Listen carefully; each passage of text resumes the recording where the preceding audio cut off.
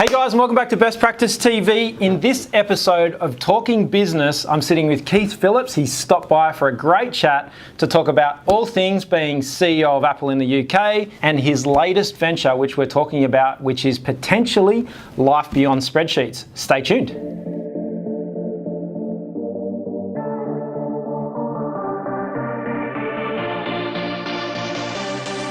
Every day there's a new challenge. Every day the challenge is different, and that's what I've experienced in business. Great people, great stories, great insights. That's what we're doing here at Talking Business. Thanks for stopping by and making your time available. Great to be here. Excellent, excellent. So we've got a great audience. We've got lots of people who watch what we do here at Best Practice on Come and Shelley. Lots of people that watch what we do here on LinkedIn. Lots of people who watch what we do here on YouTube and Facebook. They're systems managers, they're process managers and those sorts of things, which of course you would have been familiar with in some of your roles. So maybe you'd like to tell our audience a little bit about who you are and where you've been and what you've done, and then we're going to interject with some questions. Well, I guess I had a birthday party, a significant one, and all my friends arrived with adventure books.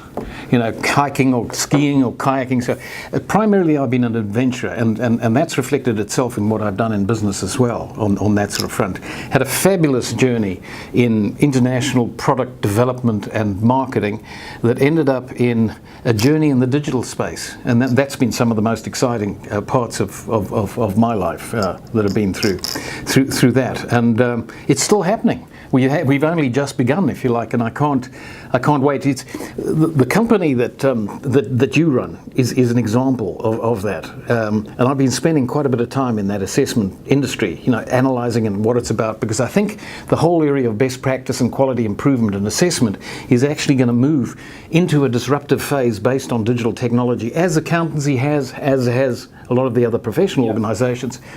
But it's hard to find companies that really get it, and you guys are on the leading edge. But we'll come to that, you know, and I'll tell you why, you know, at the early stage. But I guess my journey, I did a business degree, you know, a business degree where we were taught to dissect in the Harvard-Stanford way companies, you know, their functionality, capabilities, vision, performance, etc. You know, what makes a great company, you know, case studies and all that sort of stuff. All done manually, dissecting these companies. So that was my business degree, and started off with Unilever and couldn't understand why they wouldn't make me a managing director in the first couple of years, because I was theoretically one but massively short on experience and capability. So I was prey to another company, and Gillette then picked me off, and I started. This was in South Africa, by the way. I grew up in the wilds of Africa, having adventures there. But so then they picked me off, if you like. I joined Gillette. Eventually was transferred to London to head up the international marketing division, where I was doing a new product development, amongst other things, for Africa, Middle East and Eastern Europe. You know, we were doing things like hair lightness for people with dark skin, and hair darkeners with people with light skin, hair straighteners for people with curly hair, and hair curly people with straight hair, and strangely enough, other things like hair removal products for certain female ethnic groups who were pretty hairy and wanted to be hairless. You know, Gillette being in the hair removal business. So I became world famous using ripping and depilatation stuff. I got a lot of hair, so that worked well. In the process of doing all of this, I did have a lot of hair, you know, some of it's kind of... Anyway, a process of doing all of this, I really needed an engine to communicate with these various ethnic groups. I needed PowerPoint. Hadn't been invented quite then, and I found the early Apple product, the Lisa, you know, which is a graphics engine, big thing that looks like this, the Lisa, and I became increasingly infatuated with this other adventure, the digital adventure, the Apple computer brand, and the product itself. So I eventually joined Apple as the marketing director for Apple in the United Kingdom. This is where this all played out. I launched that fabulous toaster, the Apple 128K floppy disk drive Macintosh in the UK. At that time, we had a situation where the other fruits, they'd been watching what was happening in the United States. You know, some clever people figured out that fruits and computers were in, so they had acorn and apricot, if you like, and we were being eaten up. So we came from that particular position. We repositioned did an analysis of what Apple was doing, what was different. So we repositioned the whole company around desktop publishing, that whole graphics engine, the collapse of Fleet Street into digital press and all that sort of stuff was part of that era. And we shot through the ranks like you wouldn't. It was one of the most exciting things on my life. The sort of things we then did was we were assembling people from around the world to building a company as fast as we could. And in order to start to fuse those people together, we had to provide a vision that they can coalesce against, if you like, but also activities against which they can exercise that. So we started doing a team building thing, and I think the one of the most powerful one was we climbed Mont Blanc as a team building event. The premier mountain climber at the time, a chap called Chris Bonington, we were sponsoring him to climb Everest using our machines, because it's all a logistics thing to get Sherpas and things up hills, and computers are great metaphors, uses in that space. So we asked him, hey, take us up Mont Blanc, highest mountain in Europe. And so 16 of us, we were also trying to hide some profits, but we were doing so well. So 16 of us went powering up Mont Blanc. We actually had a number of other concepts about it, but we wanted a concept which represents a pinnacle, a peak, something we were trying to climb together as a team, if you like, an ambition, a vision on that whole thing, and which I think is very important for any company as you go forward, to actually unify people around that.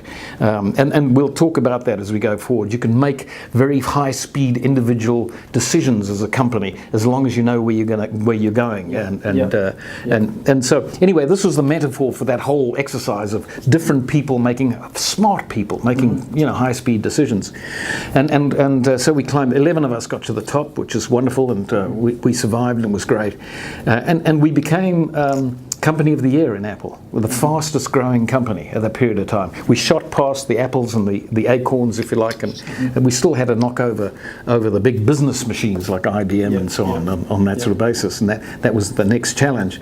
So because I became managing director of Apple Computers, and unfortunately, because it was such good fun there, they shifted me across to the United States to fix things the Americans couldn't fix at that time. So Apple was going through one of its downturn periods there, and they really wanted me to focus on how to use Apple computers how to crack the business environment, which they were still struggling with. The power base of the IT community was holding on to control onto mainframes and mini-centric technologies, and Apple was coming in and disrupting that whole thing, and they were defeating us at that time. So anyway, I assembled we had a team of people that were smarter than me, Stanford, Harvard graduates that did various things, and that was a really difficult period of time. So during that whole time, that transition time, I went through that Apple program that went out there, and I think one of the biggest lessons I learned in terms of business from that is going back to this whole thing.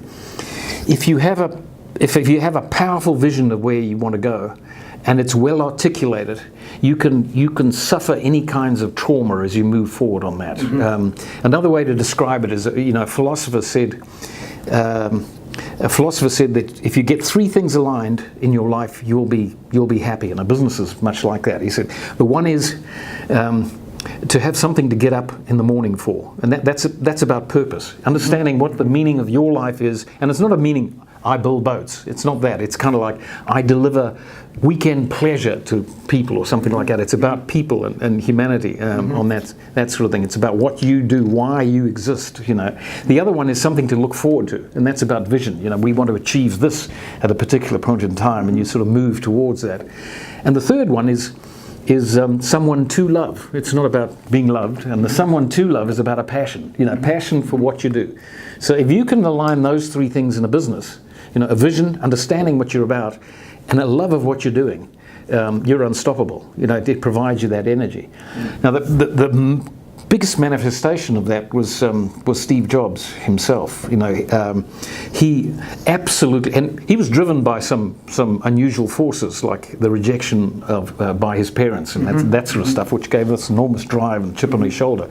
But he absolutely had a passion for changing the world for people. It was actually providing them with the power of computing technology. He wanted to do that. he wanted to be loved in doing that. And that was, looking for that kind of thing. But he absolutely was passionate about that technology. One of the most outstanding things we did in the Apple days, and I participated in this, but I can't claim to be was pull together something, and please have a look at this. Google Knowledge Navigator, Apple's Knowledge Navigator. If you haven't done that before, it's one of the iconic things in the industry. And the objective there was, how do you get 3,000 developers to walk in a straight line to the future, and how do you crack 30 different technology challenges, if you like, in as fast a time as possible? And they reckon it would take 20 years to crack these 30 technologies and integrate them to produce the future of computing. So this Knowledge Navigator is about the future of computing. It was 1987, so you see how far I go back. But the it was designed to be in the year of 2012 or something like that. So it's pretty common there. And it was designed to give their software developer and other technologists a view of where to go, and what to move. So every decision they make, they walk in a straight line towards that. And it's a very powerful piece. It actually has a version of the iPad in it. It has the Siri, language in it, and that was the year, 1987. The internet didn't have a graphic user interface in the front of it. They reckon they cracked just about all of those technologies in 10 years, apart from the one which is the most difficult, and that is speech recognition. Speech recognition. We're extraordinarily good as humans at actually understanding and picking out speech, different accents, cadences, background noise, all that sort of stuff. We filter out and do that. That we've been struggling with. It's now getting pretty good. Pretty damn good, and it's in the iPhone. The actual miniaturization and texting actually wasn't predicted. I famously once said that texting, it'll never go. It's a retard technology.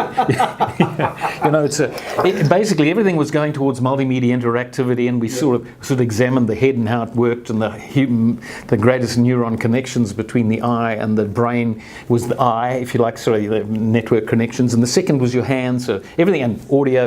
We audio visual receptive devices, pattern recognition, and all that sort of stuff. Texting, no, wouldn't work. But the desire for humans to communicate for nothing seems to overcome all other obstacles, which is quite interesting. So that goes to this interconnectivity of data, and that comes right back to where we are, today on that front. So that's the Apple story was interesting. I've actually worked with Jobs himself, who I can say was one of the biggest arseholes I've ever come across. He was incurable, insufferable, and difficult, but I've got an enormous amount of respect for him because he had this passion, this drive, and he would overcome everything, and is the reason why 3 different industries have changed in one of the shortest periods of time. It's a most remarkable achievement, and you've just got to admire that guy overcoming his own failings to do it.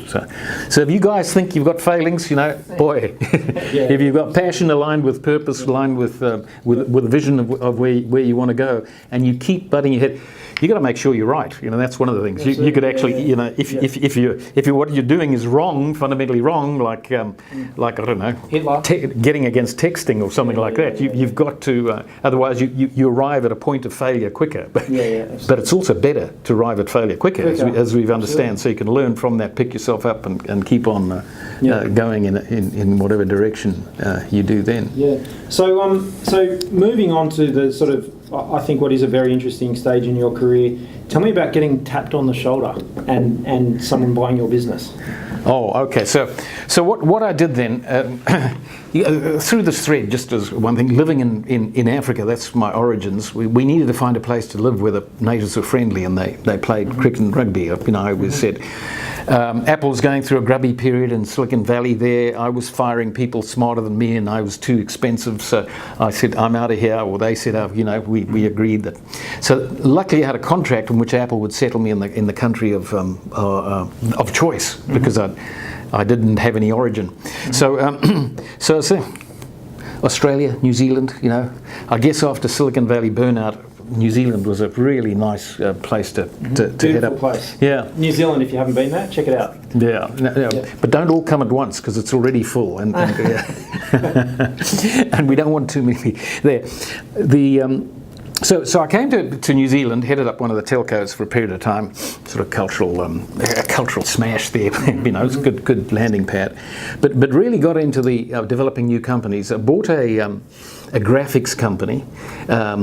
Only 50% went into partnership with a jobs-like sort of person, a great, creative, passionate young guy who understood where graphics and interactive technology was going. And we took this company and we put in some capital into it. And it was the first interactive multimedia company, the web-based company. I don't know about Australia, but certainly in New Zealand. It was outstanding. We started winning awards back in America, which was quite surprising to us, for interactive learning products on dinosaurs or space or whales or various. It was mostly business focused, but there were some of those kind of things on that sort of basis and business focused. And the Murdoch operation, News Media, discovered us. We incidentally, we had our first conference with not Steve Jobs, Bill Gates, because he was available as a keynote speaker. Interactive '94, so we're going back there. Yeah. Interactive '94. So we started moving down that track and was quite visible and doing well. And News Media came along and they tapped us. They had decided that the way to insure themselves against this digital future that they didn't understand at all was to buy it. So they made us an offer. We couldn't refuse. It was in fact Rupert and Lachlan themselves who used to come over and have a look at this technology and see what it was about. It was their first or very early forays in actually looking at all of this sort of stuff. And it was Rupert himself. Incidentally, he always used to come in his own private jet, so nobody could actually take photos of him. He was media shy, being a media guy. He knew how to escape them. But for some reason, they hijacked our company, and Television One News was waiting outside the door with their cameras, and so they took a picture of me shaking hands with Rupert and Lachlan, saying goodbye to them. And it was the only coverage that News One had. So every time he sold an airline or a multimedia company, there I was shaking his hand. Yes, which is quite funny. But it's interesting how these digital media really needs to be looked at in perspective, and we're starting to understand it too, because there you had some enormous brains understanding the media thing, and they bought our company, and we started to propose things like digital classified ads, interactive classified ads, which is it's Trade Me or eBay or Craigslist or whatever, that's what we were talking about. Those hadn't been invented yet, and we were starting to say that what you should do, because they were a big newspaper empire down there, what you should do is actually get into this kind of thing. So they looked at the profitability was 80% in classified ads. So oh God, how do we control this? So they did a very clever thing. They actually they stalled us, sold their newspaper empire to Fairfax, who then bought Trade Me for $750 million somewhere down the track on that something. So anyway, having a perspective, they were smart in that they knew what they didn't know and stuck to the thing that they did know. So selling newspapers and reinvesting it into Fox, television and that sort of thing was quite a thing. And they've been looking at this for some time. So I guess the learning on that is there's a number of things like that. Timing is everything. We were too early, and we've been too early a number of times. It actually takes a lot longer to ingest and get these technologies out there and get the change happen. And the second thing is don't be afraid to figure out where you are in the timing spectrum, what you're good at and what you're not, and make corrective and adjustive action in the whole thing, because obviously a very, very successful and astute bunch of people. I don't think that they necessarily missed it. We could have built Trade Me for a lot less than was paid eventually, but that pans out, and to them it's possibly a good play on that date. So having done that, Here we are. Next phase. Here we are. So I guess the segue now is, we're talking about best practice, and we're talking about the assessment industry, and we're talking about all of you guys out there in the marketplace who have got hundreds of thousands of spreadsheets, and so now we can get to what today looks like for you and from a day-to-day basis, and what got us chatting, which is this whole assessment industry and what people are doing there. So what's happening in the marketplace for you now? Well,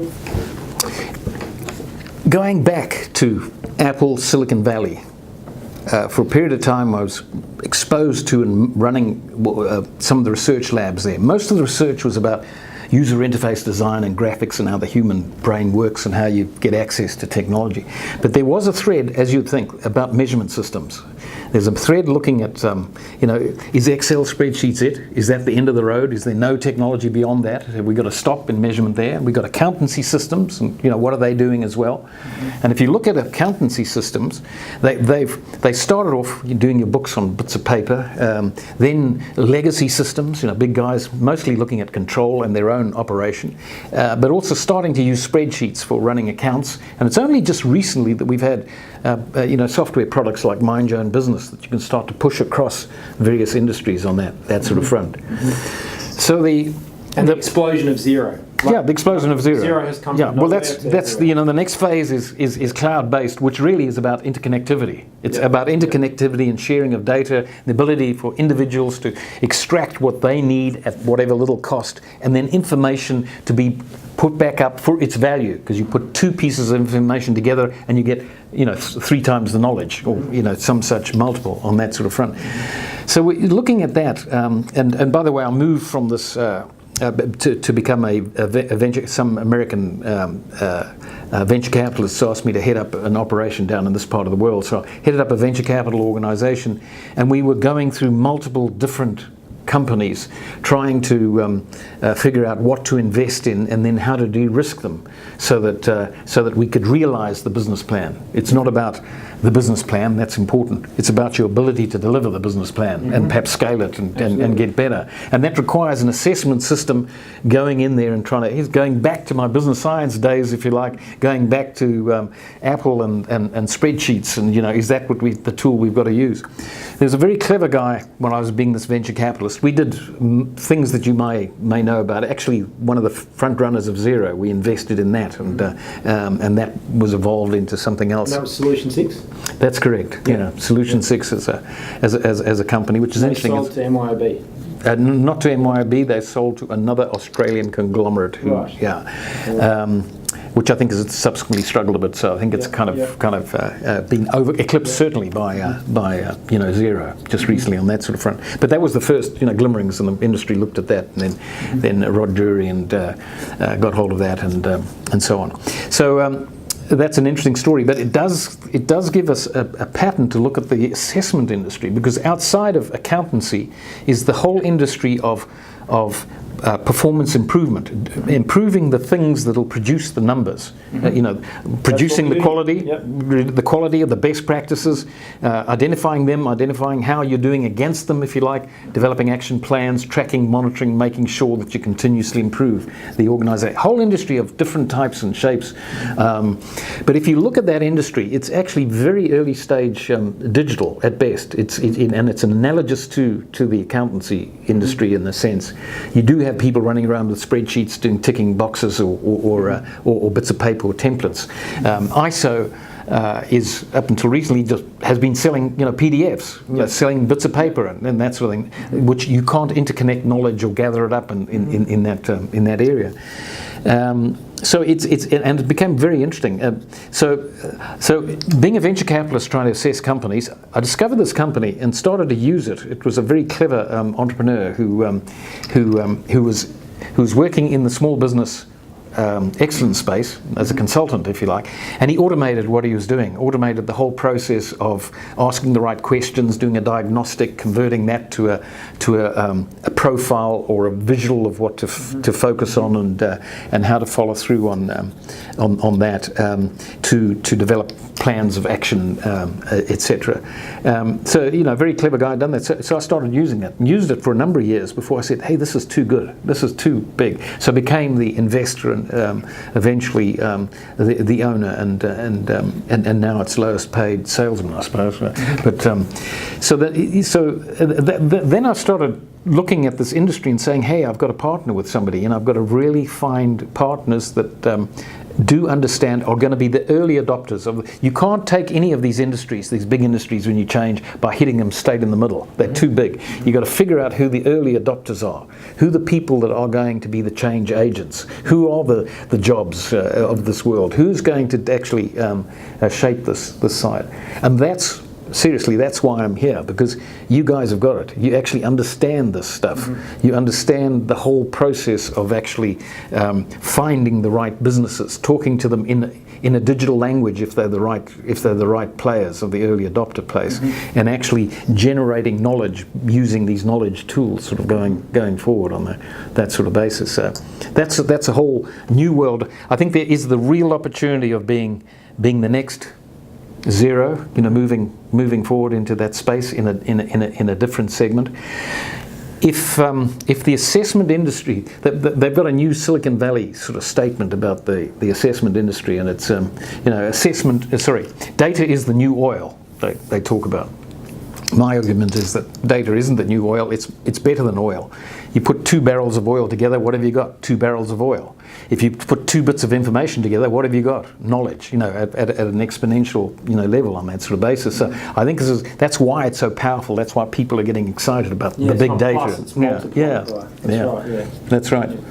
So I think it's an exciting time to be in the industry that you are in, Kobe, and the ability to actually pull together knowledge and then add exponential value back to your customers and clients that are doing it. You're actually doing that better than anybody else I've seen in the industry. It's very interesting. So we'll put a link below. It's QLBS.com. Correct. .com. QLBS. We'll put a link in the comments below, which is www.qlbs.com. So I've got a couple of questions for you, because we're all about giving advice to these guys out there and amazing content, and that is an absolutely fantastic story. And the research that I've done and listened to you speak yesterday was absolutely fantastic. So the question I've got for you is, what advice, and this is relevant to a whole bunch of our audience, what advice would you give to your 30-year-old self? Wow, I think it's probably where we started at this beginning. It's the alignment of those 3 things in your business and your life. If you can get that going, so you can walk. Find something to get out of bed for in the morning. Find something to love. Yeah, and something to look forward to. Something to target in the future. Expressed in a business sense, if you're running a business, is make sure you understand the vision. The vision is something about where you want to arrive at in the future. It doesn't have to be that crisp and defined. It may be a sense. And the thing about Jobs is he lived his vision. Mm-hmm. He didn't have to put a PowerPoint slide up with this is the corporate vision statement or anything like that. Boy, you knew where he was going and what he was doing, and if you weren't walking with him, he was an arsehole. If you were, he was wonderful, and he attracted great people on that sort of thing. So and of course the purpose and then you've got to translate that down and to be organised and capable and all that sort of stuff. That's one thing. The other thing, I guess, would be. It's like all things, surround yourself with great people that you can work with. Understand your own strengths and weaknesses, and develop complementary relationships with teams, and work with them with trust. I have yet, apart from in one case, but that was a property litigation thing, I think, I have yet to actually use contracts, against to actually run a business relationship or anything like that. So they are important. So for a large part of there's a good chunk of our audience. There's business owners and there's managers. So there's sort of executive level managers, who interact with us and watch our content. So for somebody who is working under working under a CEO or working under a C-suite, CIO, COO, CEO, CFO type role. So someone who's reporting into that. So from your perspective, what is it that those people can do that can really add value? So in your role as a CEO, what was the value that you sort of looked for? So what we're trying to do is give these guys some advice to say, what's a piece of value that they can add? What to focus on in terms of someone who's direct reporting to you? There's a number of things. It goes back to a repetitive theme, is try to really understand where the business wants to go to, where the management want to take it, and you may be disappointed that they aren't aligned, because that's often the case. And that's the art of trying to sift yourself through that, because you could be passionate. I've encountered it. I've actually got arrows in my back from doing that, understanding the vision of where they're going, and you find that your boss doesn't get it. They're into survival or something else, on that sort of basis. I think the thing that I was not well trained at coming out of university and so on, I was well trained technically how to manage my job and manage downwards. I wasn't technically well trained for a period of time to manage upwards. Yes. Now, some people are brilliant at managing upwards, and they're bloody awful at down. And we know those people in organisations. They get the promotions, but they're incompetent, and everybody else knows. They eventually end up as a casualty because they get found out and all that sort of stuff. But understanding, and that comes from how to deliver real value to the business, to its brand values, or its long-term sustainable equity, or to your bosses and that sort of thing, and then deliver it. A number of other things which always, like, if you say you're going to do something, bloody well do it. Follow through. Make sure that's actually build trust. From doing those kinds of things. Demonstrate through behaviour and activity. Yeah. Don't just talk it. Just get in and do it. Do it. Absolutely. Yeah. Absolutely. So and try and develop a passion for what you're doing. If that's sometimes difficult, but if you can align yourself in that sort of space, it's so much easier, and it glows in you as well. Yeah. Terrific. Yeah, one of the things we talk about here at Best Practice every day, it's about having a dashboard, it's about having the numbers, and it's just about working towards those numbers. From a manage up perspective, if the dashboard or what you're being asked to do is not right, ask yourself the question, is it right for the business, but it's not right for you? And if that's the case, just leave. There's plenty of work out there. Go get a job somewhere else, somewhere where it is you're excited to get out of bed for it every day, and you do love what you're doing. I think if we pull some of these things down to a level, it really is important to measure things and manage them that way. Absolutely. Not only, but you actually need to know. The success of a business is knowing where you want to end up, but actually knowing where you are is another part, because and then being able to monitor and manage and get yourself through to the to the end stage, and we've got the tools to do that these days. Absolutely. So, okay, let's get some value from these guys. What question have you got? We've got this huge audience, we've got tons of people out there. I want them to go and have a look at your website, QLBS.com, and have a look at some of the little tests there. There's some great little examples that you can purchase. There's a report there that you can download. You can have a look at. It's a sample report. There's a couple of little tests. You can demo those systems for a couple of bucks. You can throw that in. You can do that on PayPal. It's absolutely fantastic. But for you, so to thank you for everything that you've done for us today and you've done for this great audience, what's your question to them? We're going to monitor the comments. I want you guys to respond. That's part of the obligation. So if you could help us out, please. And a question for you of our audience. We've got about 55,000 people out there that watch this stuff and view this stuff on Facebook, on Instagram, on LinkedIn. We're going to put this video out there and we're going to show them what you've got. Your question to them, and we're going to get them to respond and give something back. What is it that you want to know from this amazing marketplace? Well, be selfish. Be selfish. Well, absolutely. Yeah, I'd like to know. I'd actually like to know, and this is going to require a little bit of setup, right? Absolutely. Yep.